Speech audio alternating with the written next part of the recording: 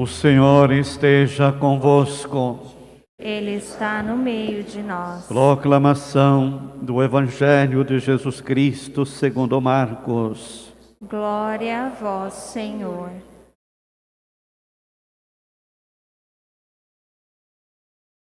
Naquele tempo, Jesus chamou os 12 e começou a enviá-los 2 a 2, dando-lhes poder sobre os espíritos impuros.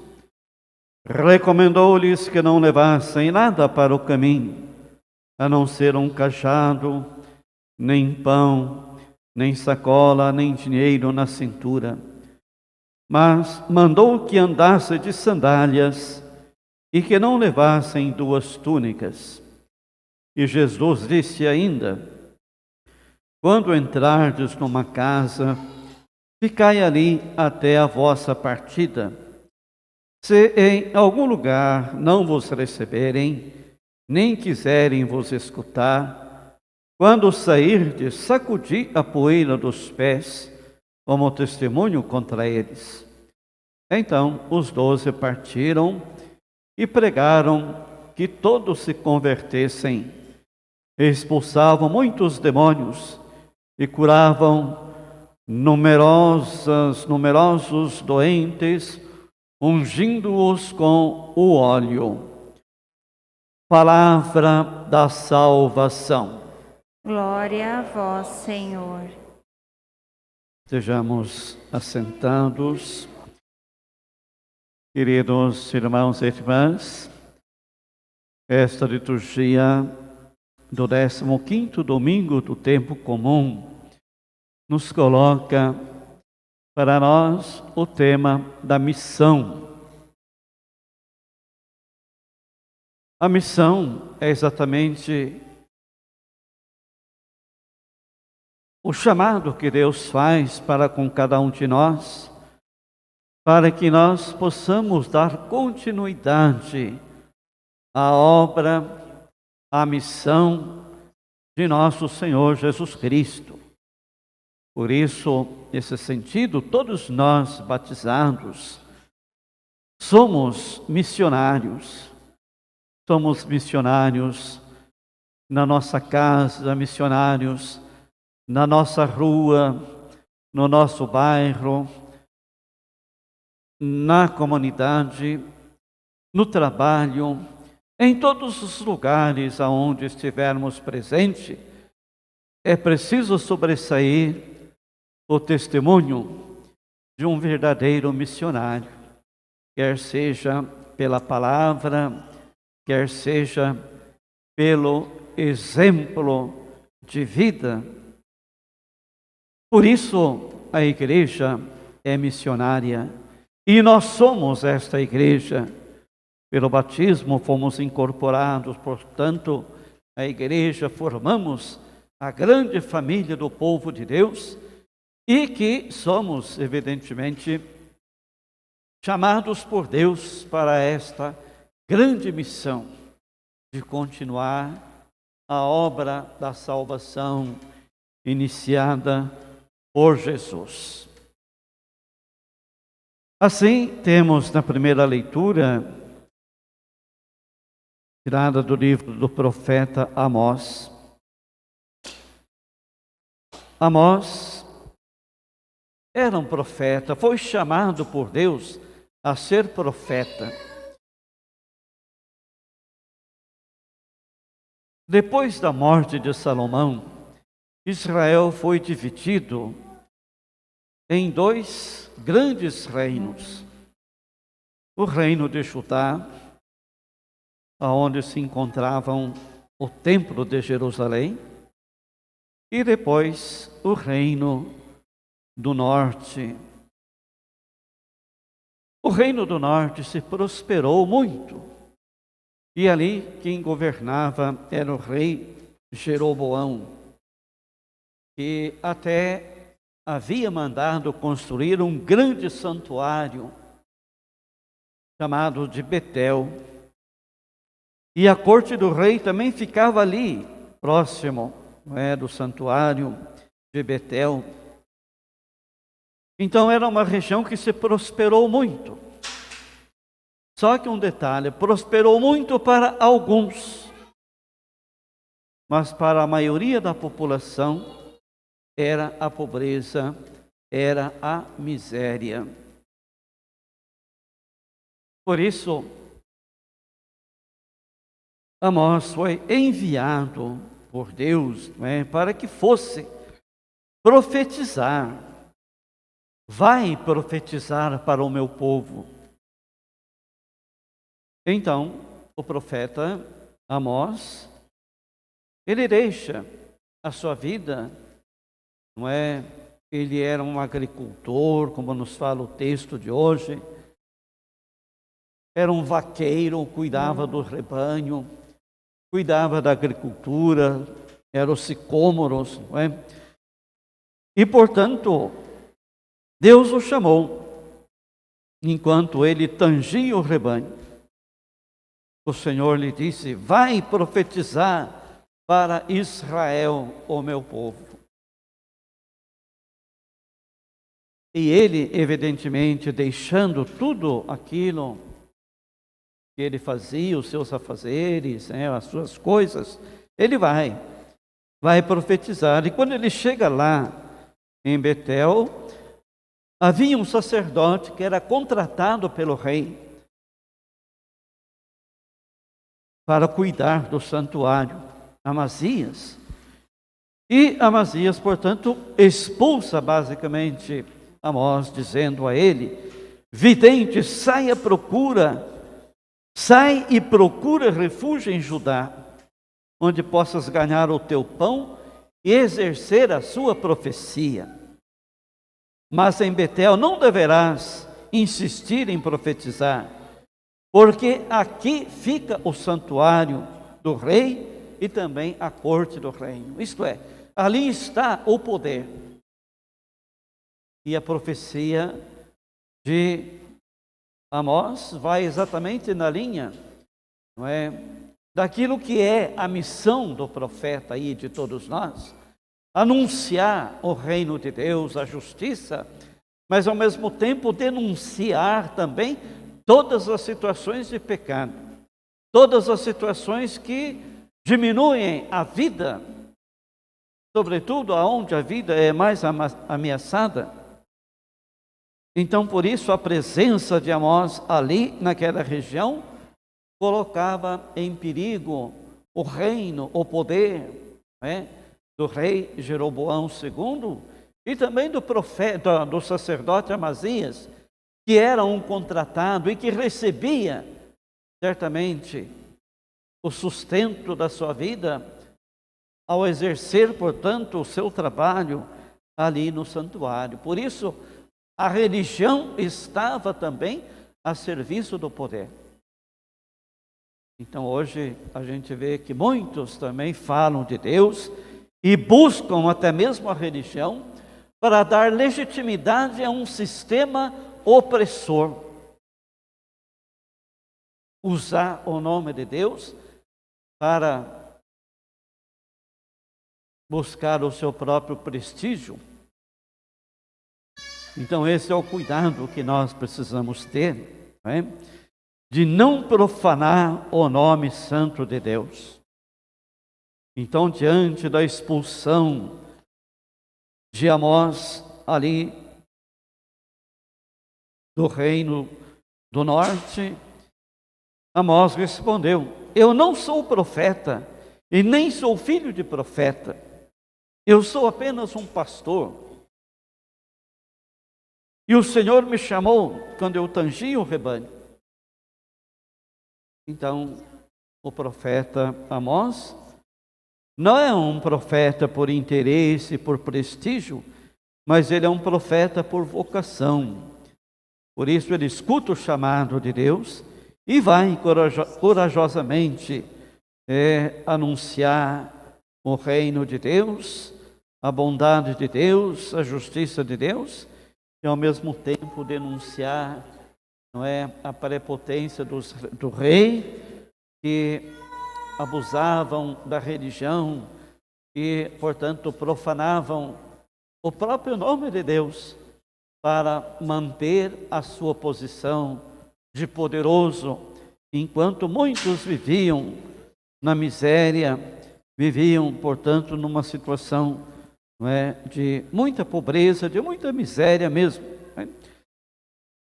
Então esta é a missão da igreja, é a missão de cada um de nós, de sermos também profetas para os dias de hoje. E como o mundo precisa de profetas corajosos, profetas que não temem nem a morte,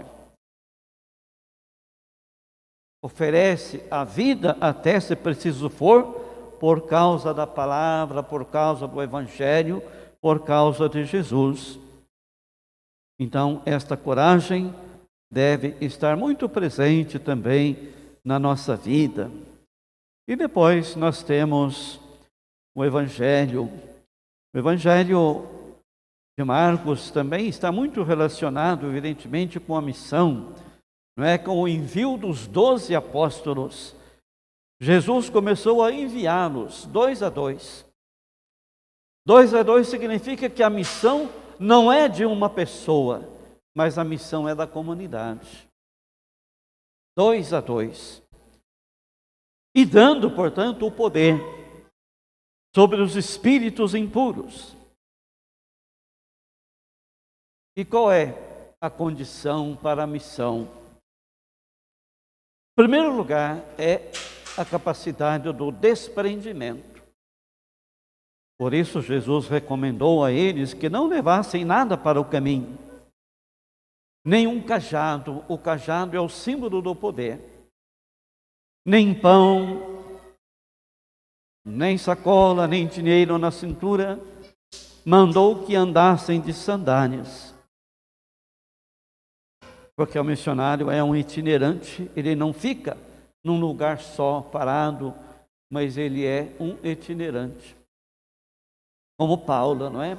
Fundava as comunidades, constituía as comunidades, e depois ele ia para a frente.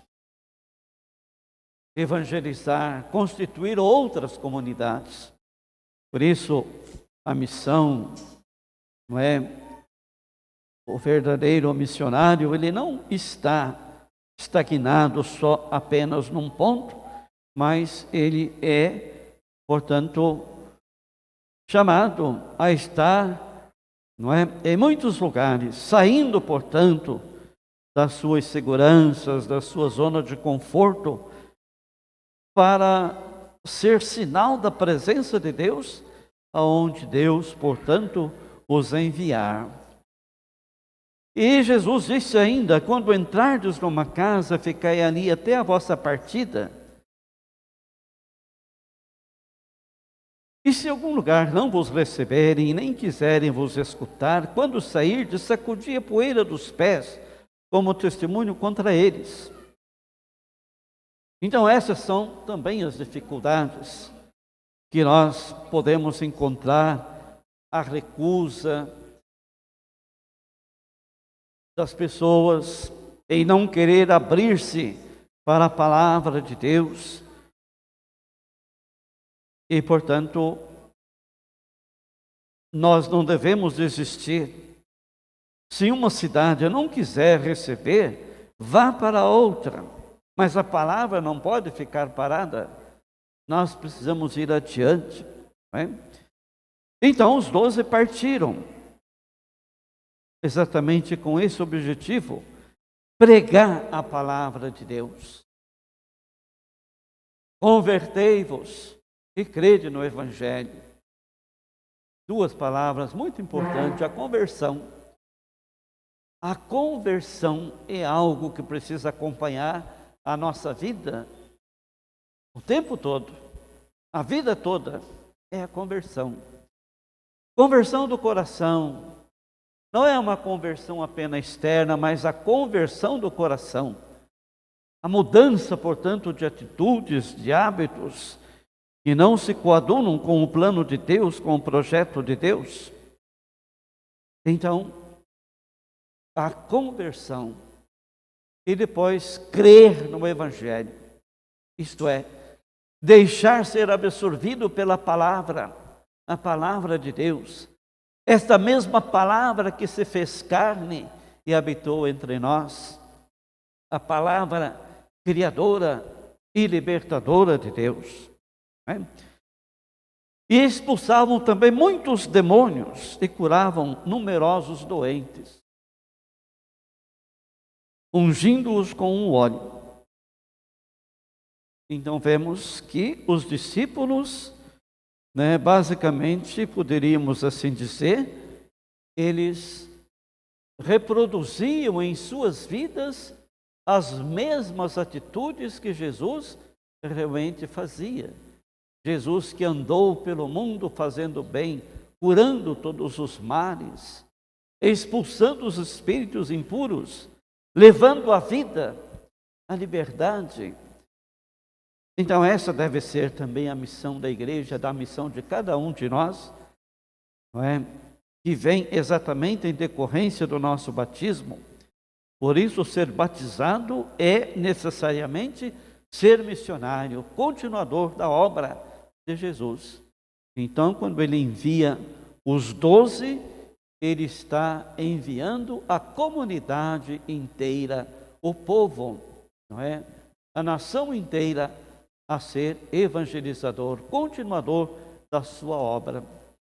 E por isso nós precisamos nos encher de fé, de esperança, de coragem, como o profeta Amós, não é? Que não teme as ameaças de Amazias, nem do rei, nem dos poderosos, mas ele vai anunciar com força, com coragem, o amor de Deus, a bondade de Deus. Então, esta coragem nós precisamos fortalecer em nossa vida. E depois a carta de São Paulo aos Efésios nos mostra exatamente, não é? Que a força da missão vem exatamente de Deus, vem em virtude desta comunhão íntima com Deus, esse Deus que nos abençoou, esse Deus que nos acolheu em Cristo Jesus. E por isso nós nos tornamos filhos adotivos de Deus. Não é? Em Cristo Ele nos escolheu antes da fundação do mundo, para que sejamos santos e irrepreensíveis sob o olhar do seu amor. Ele derramou profusamente sobre nós a sua graça, abrindo-nos a toda sabedoria e prudência. Então, temos a graça de Deus, a força de Deus, para sermos continuadores desta missão. Então, o profeta é aquele que não fala em nome próprio, mas ele fala em nome de Deus. Então, isso é muito importante. Não é, Jesus não pregou a si mesmo, mas ele pregou o reino de Deus. O reino da justiça, o reino da fraternidade, o reino da comunhão. Ele não pregou a si, mas ele pregou o reino. Também o profeta não prega a si mesmo, mas ele prega o amor de Deus, a bondade de Deus. Por isso ele é o porta-voz de Deus, o profeta, né? O porta-voz de Deus, aquele que fala em nome de Deus. Então, que realmente nós possamos viver esta profunda experiência de Deus. O profeta precisa ser homem e mulheres de Deus, de profunda espiritualidade. Senão nós vamos pregar o quê? Não é? Então, o missionário, o enviado, ele precisa passar pela escola de Jesus, não é? Como os discípulos, quando Jesus os chama, Jesus não envia de primeira mão a missão, mas Jesus os chama num primeiro momento para estar com Ele. Isto é, para aprender dele, fazer a escola, poderíamos dizer o discipulado, o aprendizado. Então nós também devemos cultivar uma espiritualidade, não é?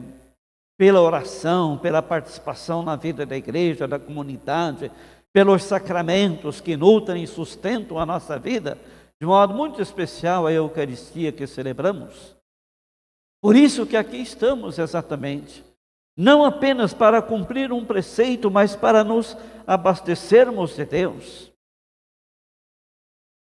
E aí nós dizemos, quando é que começa a missa? A missa não começa exatamente no momento em que entramos na igreja, mas a missa começa exatamente quando nós terminamos. Quando nós vamos para casa, aí começa a missa. Então a saída significa que nós somos enviados, como Jesus enviou os dois. Porque aí nós saímos para os nossos afazeres e é ali que nós vamos dar testemunho deste Jesus que nos amou, deste Jesus que, portanto, deu a vida por nós.